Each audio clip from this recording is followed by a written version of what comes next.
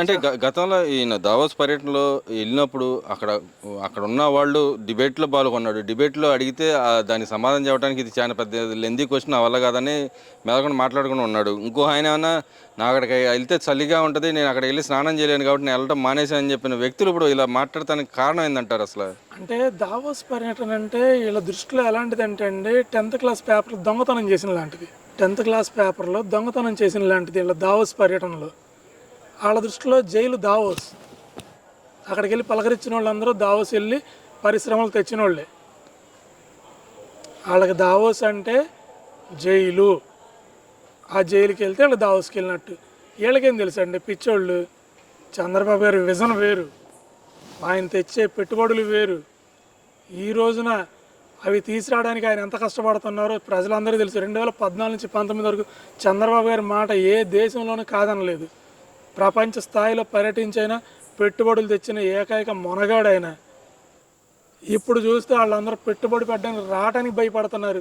అది ఎందుకంటే the great Jaganmohan Reddy వల్ల రాష్ట్రాన్ని సంకనాకిచ్చి నాశనం చేసేసి మా పిల్లల భవిష్యత్తులందరినీ, మేము పిల్లల్ని చదివించుకునేది ఎందుకు, రేపు మంచి ఉద్యోగాలు వస్తాయి, బాగా చదువుకుంటే బాగా ఒక ఉన్నత స్థాయిలో ఉంటారు అనుకున్నాం.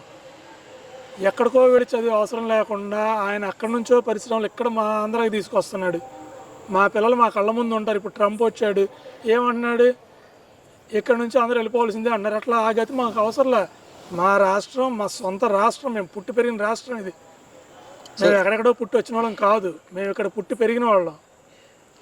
కానీ ఇక్కడ చంద్రబాబు నాయుడు ఆయన కొడుకుని వెంబడేసుకుని వెళ్ళాడు, కానీ పవన్ కళ్యాణ్ని తీసుకుని వెళ్ళలేదు. ఆయన డిగ్రేడ్ చేయడానికే చూస్తున్నాడు, ఆయన ఎదగనివ్వడు అని చెప్పి మాట్లాడుతున్నారు కదా, దాన్ని ఎలా చూస్తుంటారు?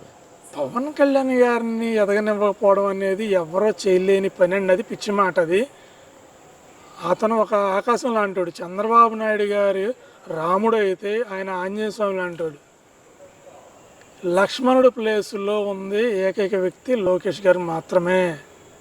లోకేష్ గారు ఏంటంటే వీళ్ళందరూ ఏదో సీఎం పదవి అనుకుంటున్నారు. పవన్ కళ్యాణ్ గారు కూడా సీఎం పదవి మీద అంత ఆసక్తిగా లేరు.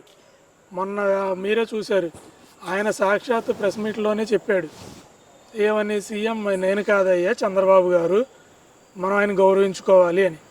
ఆయనకి లేనిది వీళ్ళకి ఏంటండి, పిచ్చోళ్ళు, పిచ్చి మాటలు. కుటుంబ విషయాలు మేము తేల్చుకుంటాం, మా పార్టీ మా కుటుంబాలు మేము తేల్చుకుంటాం. వీళ్ళకి ఎందుకు పొరుగింటి విషయాల్లో తైకమంటే దూరి పిచ్చి మాటలు మాట్లాడతారు. పవన్ కళ్యాణ్ గారిని ఎవరు ఆపలేరు. ఆయన చేసే పనులు ఎంత మంచి పనులు. గిరిజనులు కొండ చివరికి వెళ్తున్నాడు ఆయన నడుచుకుంటూ. కొండ ప్రాంతంలో చిట్ట చివరికి వెళ్ళి గిరిజనులు కలిసి వస్తున్నాడు. అసలు ఇదంతా ఒక యూనిటీగా ఉండబట్టి రాష్ట్రాన్ని ఒక అభివృద్ధి చేసుకుందామని వాళ్ళు ప్రధాన ఎజెండాతో పనిచేస్తున్నారు ఆ ముగ్గురు వ్యక్తులు. వీళ్ళకేం తెలుసు వాటి గురించి? వీళ్ళంతా వీళ్ళ జీవితాలు ఎంతండి.